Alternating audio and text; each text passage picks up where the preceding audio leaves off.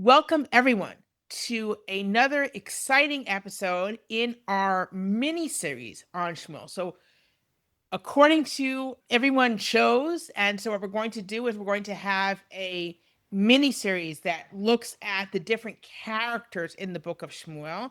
And then after that, after the Chagim, we are going to pick up with a series on Sefer Shmuel and the book of Shmuel that goes chapter by chapter. So we're going to be skipping over a lot in this mini series. Like there's a lot that we're not going to be covering, that we're not going to be diving into. So tonight we're going to be talking about Shmuel. Shmuel features in Shmuel Aleph, the first Samuel. He isn't in Second Samuel. He's already dead. Not only is he dead, his ghost has appeared and gone because we get what's very unusual for a biblical book. We actually get to see Shmuel gets to yell at someone even after he's dead. So that's something that we see at the end of Shmuel Aleph, at the end of First Samuel. And what we're going to see is that Shmuel is very much a part of both the rule of Shaul, of Saul, and of David in different ways. And so we're going to look at that as well as, but we'll look at Shmuel from the beginning and where it starts in the book.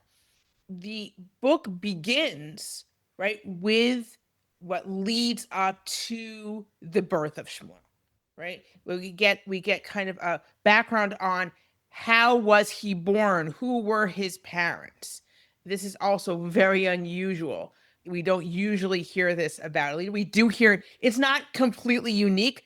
We also hear this about Moshe, right? We get a background of who are his parents, how was he born, what happened to him as a child. So we have this for Shmuel as well. Let's take a look. And I'm again, because we're doing one class kind of just quickly on Shmuel. We're not going to dive deep into this story. We will in our series that starts in the fall. So let me share my screen.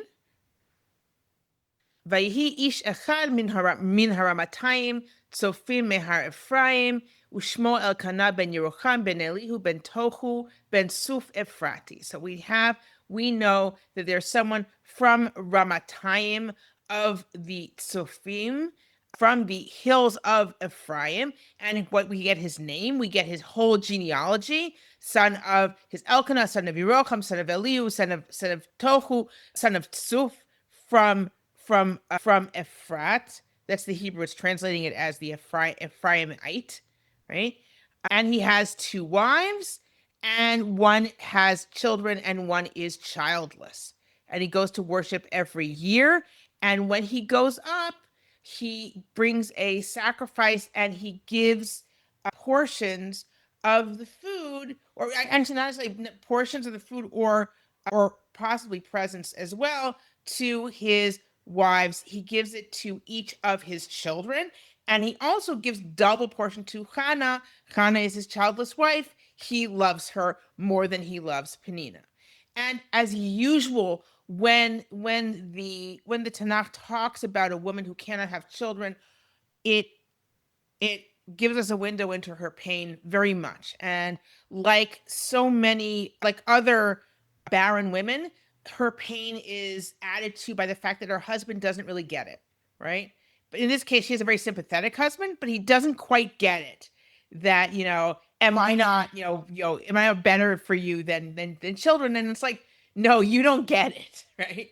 And so in her pain, she goes to pray quietly for a child, and she is given a child, and that child is Shmuel. Now, when she asks for this child from God, she promises, if you give me this child, I will dedicate him to God. And that is what she does, right? As soon as she weans him, she doesn't go to bring a sacrifice on their yearly jaunt until she weans her child, because she wants to keep him with her until it's time to give him to God. And then she does, right? She dedicates Shmuel to God, and he is going to serve in the tabernacle, in the Mishkan that is in Shiloh. So that already sets us up to know that Shmuel is something special.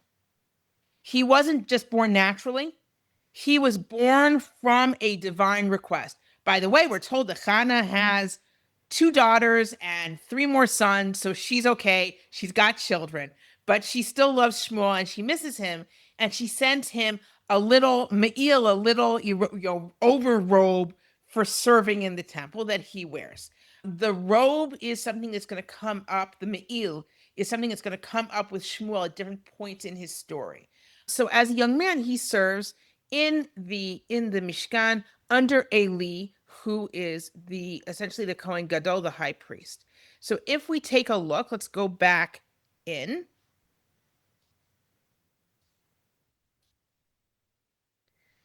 I mentioned in the introduction last week that Eli's sons a sin. They take advantage of their position.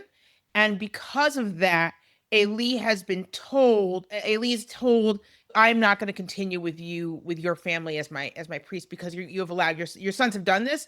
And essentially, and also Eli did not really stop them. He just kind of gently rebuked them. He didn't really get involved. So if we look here, I'm reading now from Shmuel Aleph Parak Bet, okay, First Samuel chapter 2, later in the chapter, after we learn about the sinning of the sons of Eli, right? And Eli kind of gently rebuking them, right? And it tells us Vahanar, and I'm reading from Pasuk Chavvav, that's verse 26.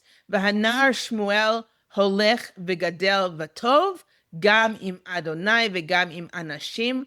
The young man Shmuel is growing, but he's growing up, and he's also growing in goodness, both with God and with people. And that's kind of important because Eli has just rebuked his sons, and he has just said, Im yacheta ish leish ufilelo Elohim, v'im laHashem yacheta ish, mi yitpalelo, v'lo yishma'u lekol avihem, ki chafetz Hashem lamitam. He says, if someone sins against a person, he can pray to God, and God can forgive him. But if a person sins against God, who will pray for him? Right? But they didn't listen. They didn't listen to their father because God wanted to kill them, right? Why were they so obtuse as to not listen? Because God wanted to kill them. So he's telling them, hey, listen, you're sinning against God. Now they're also sinning against people. And this way that Eli is setting it up, that it's actually kind of better to sin against people, is not the way our omniscient narrator is setting it up. It doesn't actually sound like it's better to sin against people. Both of them are sins. And we have a little interjection here that Shmuel, on the other hand, is good with God and good with people. He's got both of them covered. This young man who has been dedicated to serve in the Mishkan, in the tabernacle.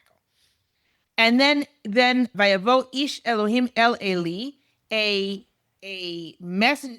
person from God. It could be some kind of prophet, right? It could be a prophet. It could be an angel. It probably means to be a prophet. And he says to him, Kol Amar Hashem haniglo nigleti el bet avicha biotam b'mitzrayim lebet paro. I revealed myself to your father's house when he was in Egypt and serving the house of Paro. And essentially he's saying, hey, I chose the tribe of Levi. I chose your family to be Kohanim. And look at what you are doing. Look at how you've taken advantage. I'm going to kind of pass over this because what we want to do is get to Shmuel. So God tells Eli, he says, I am going to kill off your two sons. And when both your sons die on the same day, you will know that in fact this is a message from God, and you're going to be essentially cut off from the priesthood. V'achimoti li kohen ne'eman kasher bilvavi uvenafshi yaseh, uvaniti lo bayit ne'eman v'hitalech lifnei mishichi kol hayamim.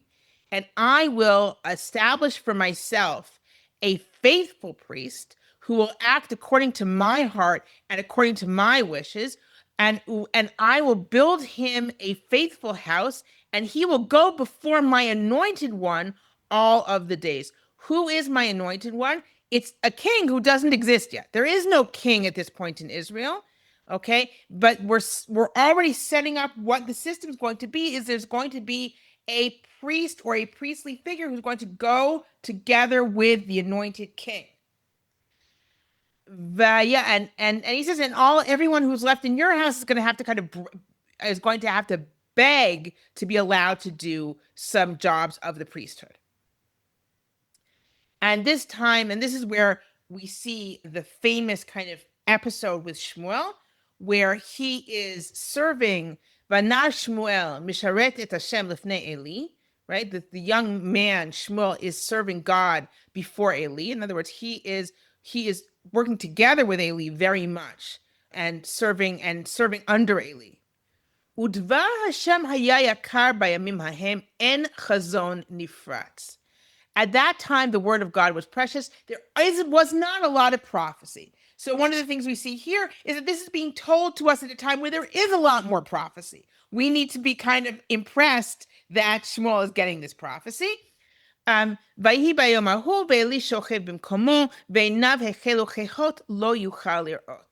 Okay, Eli is sleeping in his place. His eyes are getting dim. He can't see. It's another indicator that Eli is old, right? V'ner Elohim ter michbeh u'Shmuel shochev bechal Hashem asher sham aron Elohim. So the lamp, apparently the Ner Tamid, the lamp of God is not as well. Ner Tamid would not be going out, but the lamp that is set up in the temple has not gone out yet. Shmuel was lying within it's the Mishkan. I keep on calling it the temple. It's the Mishkan. It's the tabernacle where he's sleeping where the Aron is, which is kind of surprising to us. What do you mean you're sleeping where the Aron is? But it seems that that's what he's doing. Vayikra Hashem el Shmuel vayomer hineni. And God called to Shmuel and he said, here I am, hineni. Vayaratz el Eli vayomer hineni ki karatali. And he goes to Eli, he says, here I am, you called me. Vayomer lo karati shuv shchav. He said, I did not call. Go back to sleep. Vayelech vayishkav, and he goes back to sleep. Vayosef Hashem kro od Shmuel, and God continued to call him Shmuel. Vayakam Shmuel vayelech el Eli vayomer hineni. And Shmuel goes to Eli and he says, here I am. Ki karatali, because he called me. Vayomer lo karati b'ni shuv shchav. He said, go. I did not call you, my son. Go lie down. And we already see the relationship between Shmuel and Eli is a warm relationship, right? Eli's not saying, why are you bothering me? He's like, no, sweetheart, just go back to sleep. Ushmuel tam yadat Hashem v'terem yigaleh elav dvar Hashem.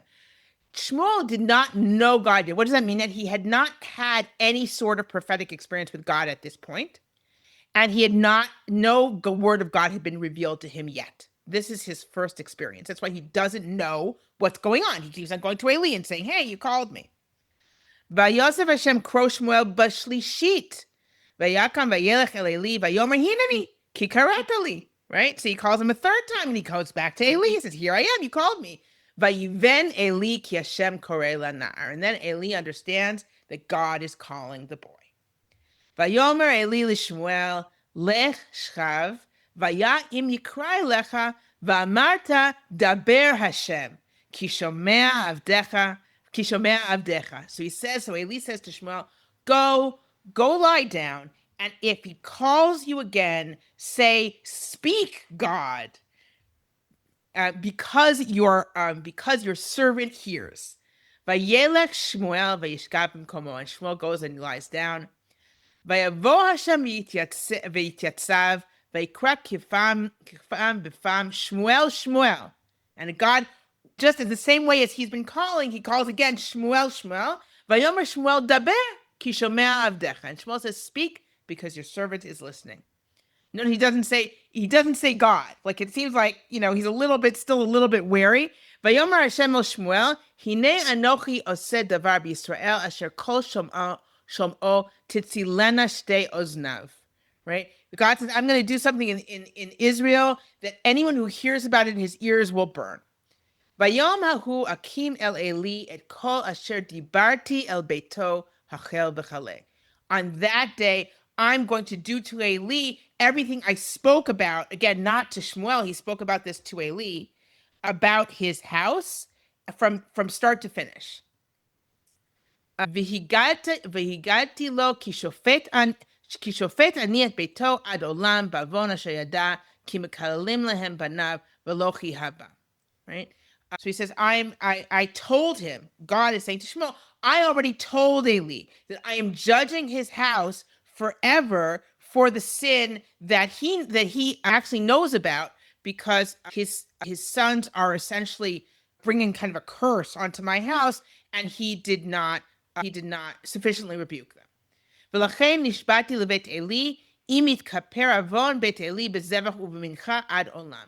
So I have sworn to the house of Eli that will not be able to cleanse this sin from the house of Eli with sacrifices forever. Because you would think because naturally Eli is going to think, being a priest, that, oh, well, we can just bring sacrifices and we'll clean this up. No, you can't. And in fact, you're going to not be able to bring sacrifices. וישכב שמואל עד בוקר, ויפתח את דלתות בית השם, ושמואל ירא מגיד את המראה אל עלי. So, of course, Shmuel goes to sleep till morning, and in the morning he opens the doors to the tabernacle, and Shmuel is afraid to tell this horrible thing to Eli. ויקרא Eli את שמואל, ויאמר שמואל בני. Right? Eli now is actually calling Shmuel, and he says, Shmuel, my son. ויאמר הנני, he says, here I am. ויאמר מה הדבר אשר דיבר אליך? אל נא תכחד ממני. כה יעשה אליך אלוהים וכה יוסיף אם תכחד ממני דבר, וכל דבר אשר דיבר אליך. He said, so first he says, what did he say to you? Don't keep anything from me, and so should God do if you do keep anything from me. There's a threat there from anything that God spoke to you. ויגד לו שמואל את כל הדברים, ולא כחד ממנו, ויאמר השם הוא הטוב בעיניו יעשה. So Shmuel tells everything to Eli, and Eli's answer is, well, it's God, and he should do whatever is good in his eyes, right? And we see here a couple things. So first of all, it's a very clear passing of the baton, not willingly from a point of view of Eli, but it's very clear that God is like, okay, Eli's house is done. Shmuel, you're the one, right? He doesn't say it to Shmuel quite like that. We, however, the reader, know, we see this is in fact the first unusual succession in the book of Shmuel. Book of Shmuel has a whole bunch of places where the person who should be the heir is not the heir, right? And this is the first one of those. And Shmuel is going to be the one who's going to carry on instead of Eli and Eli's house, even though the priesthood in the end is going to be taken up by someone else. But meanwhile, it's going to be Shmuel. And he's also going to be connected to the kings, which are hinted to in the prophecy to Eli, but not to Shmuel himself. We also see that there's a warm relationship between Eli and Shmuel. And there are no bad feelings from Eli to Shmuel because of this happening. It's very clear that the punishment of Eli is one thing, and the choosing of Shmuel is something else. And they are not really connected. The punishment was going to happen no matter what. That Shmuel is chosen is something separate, and Eli does not hold Shmuel responsible for it in any way. Not for the prophecy that he's the messenger of, and not for the fact that Shmuel is the person who's actually going to continue, as opposed to Eli or his sons. So, in fact, what happens, there's a whole series of events where the Aron is taken to battle, and Shoftim and Pinchas are in fact slain in battle. They went out with the Aron, and because the Aron went out, they were vulnerable to the battle. They're killed on the same day. When Eli finds out, he drops down dead. When his daughter-in-law finds out, she gives birth prematurely. Her child lives, but she dies before knowing that her child lives, which makes her death even more tragic. Yes, everything's awful. So very, very bad. But that's kind of essentially not quite the end of Eli's house, but that's kind of the punishment of Eli's house. And now we're going to continue, but I did see that a chat came in. Okay, so Moshe says, is the future faithful Kohen referred to in 235 meant to be Shmuel? I assume not. Since Shmuel is never described as a Kohen Gadol who serves in the Mishkan, who is it referring to? Okay, so it's actually the priesthood goes to Tzadok, if you'll recall, right? It goes, and that's going to happen later in the book. So that's the actual person who kind of takes over the high priesthood, right? But Shmuel, even though he's never described as a priest, he brings sacrifices continuously through this period. And this is kind of his role. It seems like his role is to bring sacrifices for the people, at least to a certain extent. Okay. But it's talking the actual Kohen who's going to kind of take over for good when that priesthood really leaves the house of Eli is Tzadok. And we'll see that when we do. Yes. Mm-hmm. Yeah, a few things. First of all, regarding the last thing that you said, we see that Shmuel acts in a way like a priest because he's wearing a me'il all the time. And me'il is one of the things that a priest wears. You're right. It is typical of a kohen, a priest, not just of a priest, but also someone important. But yes, it absolutely seems to be very connected to his role in doing priestly things. And if we look at, I will share my screen. It's describing the situation of Shmuel when he's kind of essentially dedicated to God. Shmuel misharet et pnei Hashem. I'm reading from Perek Bet Pasuk Yud Chet. That's chapter 2, verse 18. Shmuel misharet et pnei Hashem nar chagor ephod bad. Right. Shmuel was served God, a young man who had on him a linen ephod. Which means it's telling you it's a linen ephod, so it's not, you're not thinking it's the gold ephod with like Urim Vitumim or something like that. So he's wearing a linen ephod, which is some kind of mid-section garment. Ume'il katon taselo imo, and his mother made him a little me'il, a little robe. V'haltalo miyamim yamima balota tishal izboch et zebach hayamim. And she brought it up to him every year because he's growing. So she brought him a little robe every year when she would go up with her husband to sacrifice, right? And what's sweet there is, first of all, so that's the first time we hear about his robe. It's going to become very connected to Shmuel. And this idea also shows that his mother loves him and she thinks of him, and she didn't just give him up to God and forget him. She didn't give him up to God because he wasn't precious to her. Every year she brings him a robe. And that shows that his service, again, starts from childhood. From the very beginning, he's dedicated to God. And from the very beginning, he has this kind of priestly role. Yes, but he's not he's from Shevet Ephraim, so how can he be right. a priest? It's hard to say how, and he doesn't call him a priest. He's never called a kohen, right? He's never called a kohen, and yet, but he serves in the temple and he brings sacrifices. You could say, well, it's not too hard to say, well, he's a bechor, he's a firstborn. Well, he's a firstborn to his mother, right? He's a firstborn to his mother. He's a petarechem, right? In other words, he's a firstborn to his mother, and so he can be dedicated to God and serve God as we have it in the Torah, as a firstborn is supposed to do, right? But usually they don't, and in his case, he does. The second thing is that I think it's the only place, as far as I remember, in which God talks to a prophet, and he doesn't know that it's God. Am I mistaken? Like Shmuel really thinks that it's someone else. I mean, the setup, and this is very much kind of, it's a good introduction to the book of Shmuel because it's kind of very literary. It's fun. It's a fun little scene. We're like, oh, isn't this cute? He doesn't know. And he keeps on going back to Eli, and Eli's like going back to bed. It's an interesting scene. And that's very typical, frankly, of the book of Shmuel, which has a lot of these very kind of captivating scenes in their way, which aren't necessarily, like, maybe this is very important to say, like, his character. He's humble. He does not assume that God is speaking to him, right? It has to be Eli. He's the one who has to tell him, listen, it's God. And even then, he doesn't say, speak God. He just says, speak, your servant is listening. And it also lets us see the relationship between Eli and Shmuel. Like I said, it seems to be a very caring relationship where Eli is a decent person, right? Like Eli does not blame Shmuel for this. He doesn't take anything out on Shmuel. He calls him, he says, well, that's what God will do what he wants. God is God, and God is going to do what's good in his eyes, and so it shall be, right? And he kind of accepts what is going to happen. Shmuel at this story? We don't know, but I think we can assume that he's a young adult because it wouldn't make sense for him to be a little boy. right? And Shmuel is going to have to kind of step into this role, as we'll see, right? Shmuel is going to have to step into the prophetic role.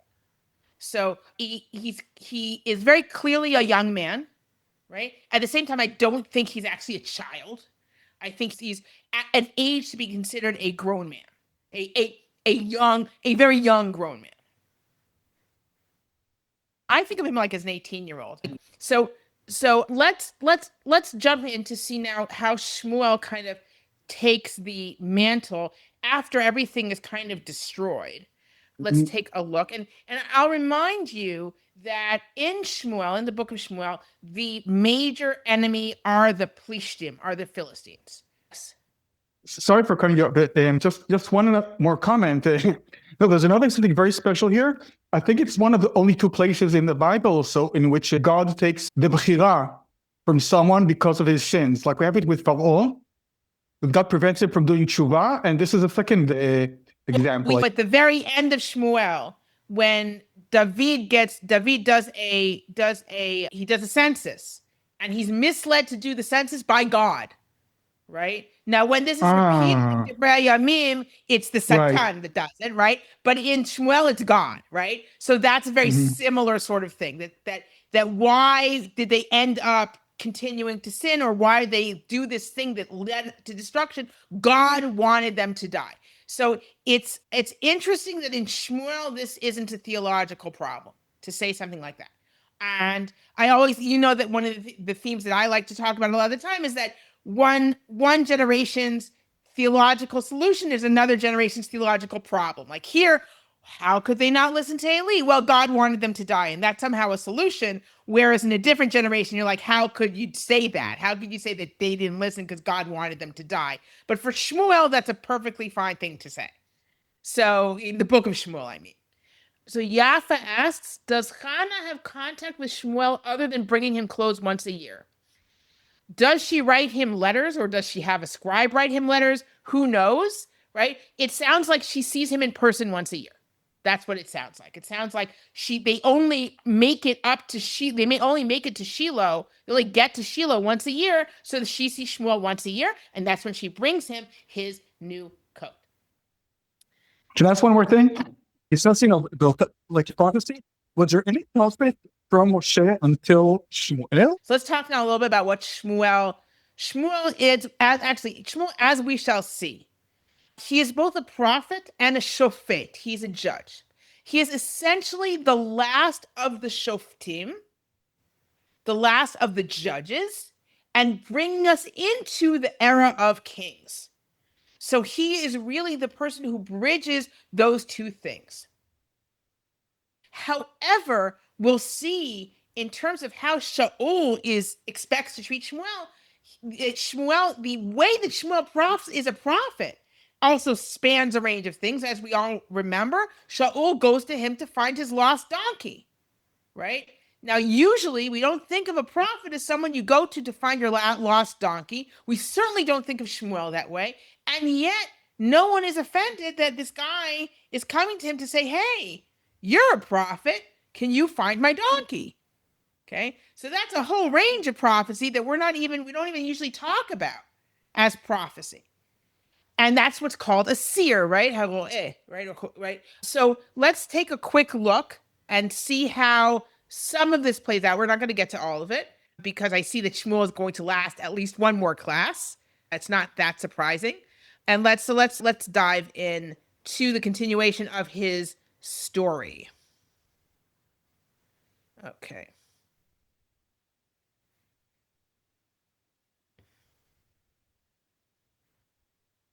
Okay.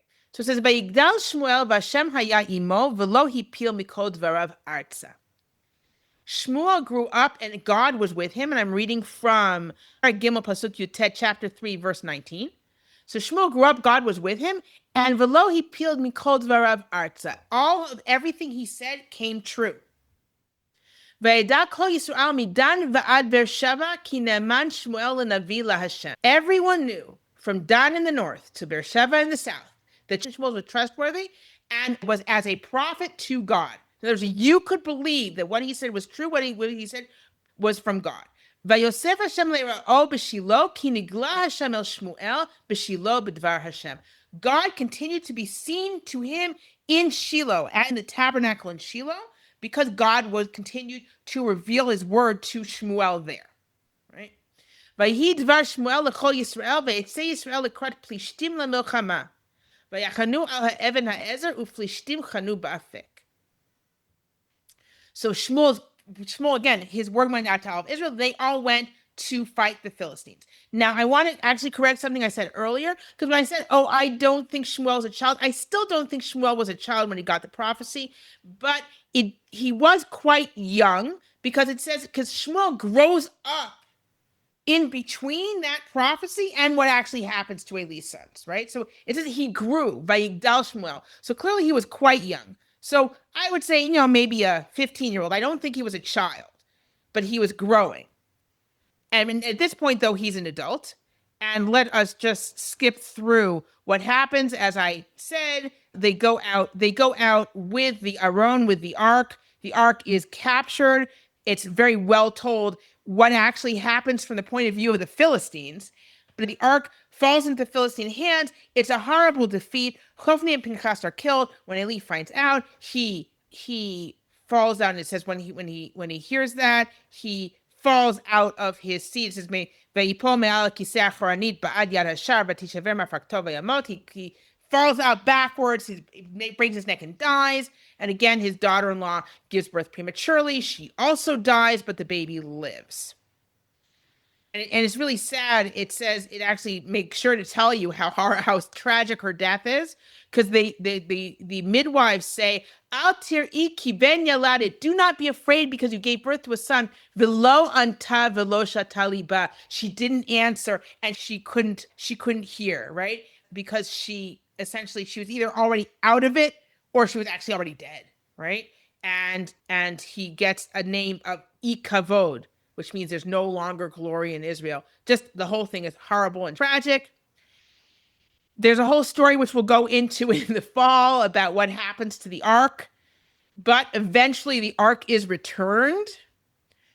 And once the ark is returned, and I'm skipping here we are. The ark is returned, and the people of Kiryat Yearim bring up the ark. And it says, Vayihu esrim shana v'inahu kol beit Yisrael achrei Hashem. It's for 20 years, all of the house of Israel yearned after God. And so Shmuel now is their religious leader. He has become, in this amount of time, he is now clearly a leader of Israel. Vayomer Shmuel el kol beit Yisrael lemor, im b'chol levavchem atem shavim el Hashem, hasiru et Elohei hanechar mitochem v'ashtarot, v'achinu levavchem el Hashem v'ivduhu levado, v'yatzel etchem miyad plishtim. So Shmuel says, if you are actually repenting, what you need to do is you need to remove the foreign gods from among you and the ashtarot, right? The little goddess idols, and you need to purify and you need to prepare your hearts for God and serve him alone. You can't do this thing where you're serving multiple gods, and then God will save you from the Philistines. And that's what they do. They remove the Baalim, the idols of Baal and Ashtaret, and they serve God alone. And then he assembles them all to mitzvah to pray for them. They pour water before God. They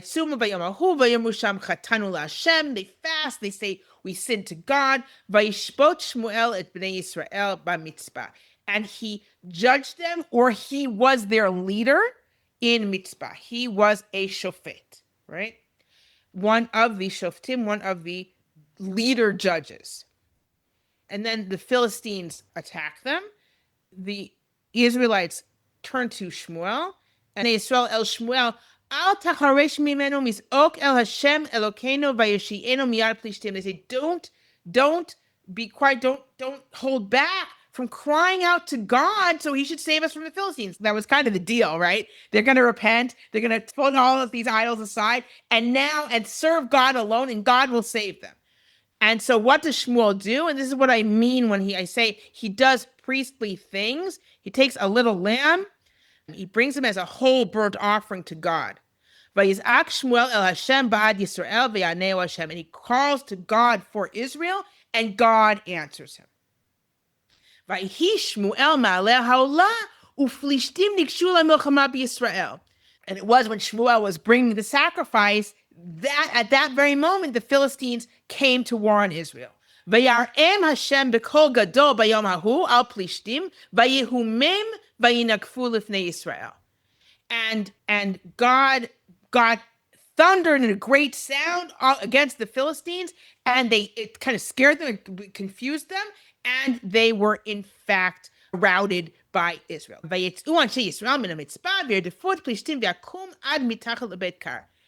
they were remember, so they were in Mitzpah, they were being attacked by the Plishtim, and instead of falling back, they actually were they went out of the Mitzpah and chased the Philistines, and they smote them up to Beit Kar.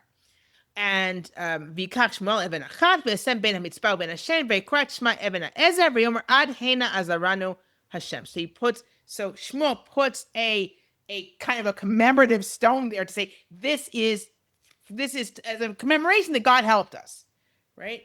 And in fact, Vayikanu HaPlishtim v'lo yasvu od lavo b'gvul Yisrael v'tehi yad Hashem b'Plishtim kol yemei Shmuel. The Philistines were gave in, and they no longer continued to come to the borders of Israel. And the hand of God was against the Philistines all the days of Shmuel. Now, that's not quite true, because we're going to need Shaul to fight the Philistines. However, the idea is that Shmuel is the leader. Because Shmuel is such a good leader and he's able to lead the people spiritually, they are able now to be victorious over the Philistines, because that's what it depends on. They're being spiritually worshiping God is what they require in order to win against the Philistines. And it says how great it was. They got towns the Philistines had taken from Israel restored to them. They recovered territory. There was peace with the Amori. Vayishpot Shmuel et Yisrael kol yemei chayav. And Shmuel judged Israel all the days of his life. Also not quite true, because he's going to anoint Shaul, right? He's going to anoint Shaul as a king, and then he's no longer going to be the same kind of leader. But it explains how when he, as the Shofet, as the judge leader, as the last of the Shoftim, what did he used to do? V'alach midei shana b'shana v'savav Beit El v'Gilgal v'Mitzpah v'shafat et Yisrael et kol mekomot ele. What he used to do was he would make the rounds between the cities, between these centers, and he would judge Israel in those places. So they would come to him in those places for him to act as a judge. U'tshuvato haramata ki sham beito v'sham shafat et Yisrael v'yiven sham mizbeach laHashem. And then he would return to Ramah. Ramah was actually where he lived, and that's where he would judge Israel from in general. And he built an altar for God there, because remember, again, he brings sacrifices again also on behalf of Israel. And remember that there's no more tabernacle. It was destroyed, right? When at the same time that Eli's sons were killed and Eli died, etc. And I'm just going to finish, we're just going to finish with this, because now this is going to kind of bring us into Shaul. We're not leaving Shmuel yet, but this is going to bring us into Shaul. Vayhi kasher zaken Shmuel vayasem et banav shoftim liYisrael vayhi shem beno bechor Yoel v'shem b'shnei Aviyah shoftim bever shava. Okay, so when Shmuel was old, he set up his sons also to be judges / leaders over Israel. And one was named Yoel, one was named Aviyah. They were judges in Beersheba in the south. V'lo halchu banav b'drachav vayitu acharei habatza vayikhu shochad vayatu mishpat. They did not follow his ways. They went according to their greed. They took bribes, and they subverted the law according to the bribes. So they are not going to be able to continue his line. And that's when everyone comes to him and says, "You're old. We need a king." Why? Your sons are not going to be leaders like you were a leader.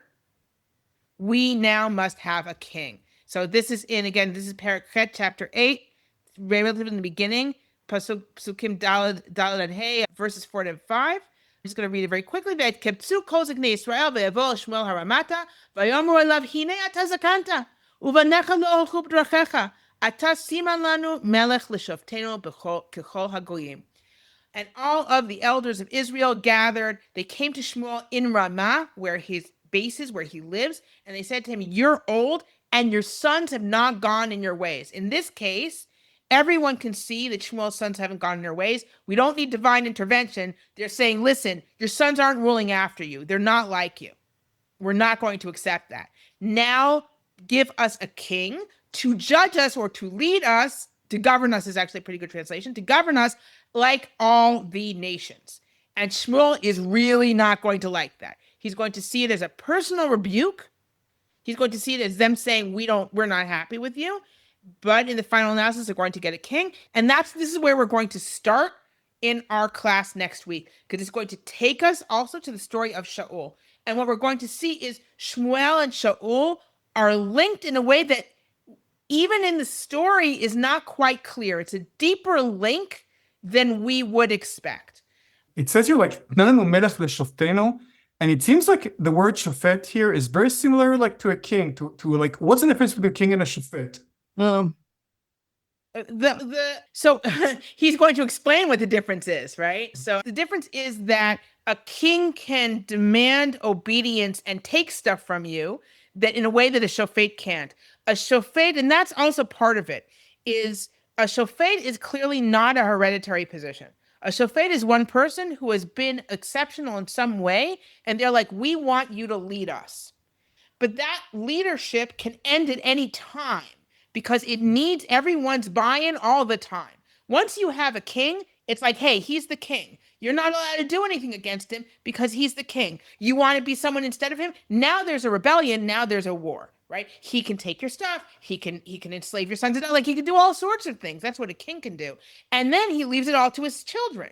That's the idea of a king. Whereas you can see that with Shmuel, he has no power to leave it to his sons. They simply come to him and say, hey, it's not going to be your sons because they're clearly not worthy. So, but we want a king. The way Shmuel is ruling, where he's literally going around, he's almost like a servant. He's going around to the cities and to judge them individually, as opposed to them serving him. They don't serve him. That's the difference between him and a king. And they want a king. It seems like also a big part of the king that they want is also to lead them into battle, because the issue with the Philistines is a rough one. Yes, and also possibly for continuity. Yeah, Cheryl? It sounds like there's a theme throughout Shmuel about who's worthy to be chosen, and it's not based on lineage. It's based on some qualities of the person. And, right, and absolutely. God is choosing whoever has these qualities that he's looking for. In all the cases, in Shmuel, it's very clear, and even to the point of talking about going into the very beginning of Melachim, the very beginning of Kings, where who is going to inherit from David, even that is not in the birth order. The person who should be crowned prince does not, in fact, inherit. Right? Like Adoniyahu is the next one in line after Amnon and Avshalom. It should have been Adoniyahu, but it's not Adoniyahu, right? Because that's not the way it's going to work. So that's very much the case throughout Shmuel, that you can't assume an inheritance. But of course, when it's a king, one of his sons has to inherit. That's kind of the rule. Otherwise there's a rebellion or a mess. And that's what we have actually in the book of Shmuel, where we have at the same time Shaul functioning as the king, where David is gathering a following and creating a lot of turmoil. Thank you everyone for joining me, and I will see you next week. Bye.